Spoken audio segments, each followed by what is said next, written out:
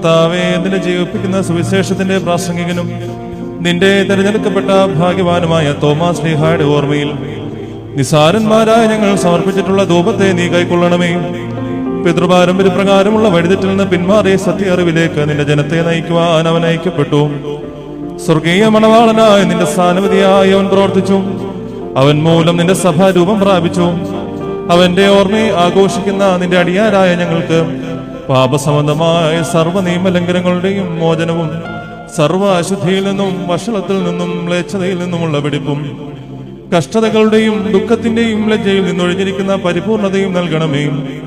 സത്യവിശ്വാസത്തോടുകൂടെ തിരുസന്നിധിയിലേക്ക് വാങ്ങിപ്പോയിരിക്കുന്ന ഞങ്ങളുടെ മാതാപിതാക്കന്മാരുടെയും സഹോദരീ സഹോദരന്മാരുടെയും ആത്മാക്കളെ നീ അനുകൂലമാക്കണമേ. ഞങ്ങളും അവരും നിനക്കും നിന്റെ പിതാവിനും ജീവനും വിശുദ്ധിയുമുള്ള റൂഹായിക്കും സ്തുതിയും സ്തോത്രവും കരേറ്റുമാറാകണമേ. ആയതിപ്പോഴും എല്ലായ്പ്പോഴും എന്നേക്കും തന്നെ.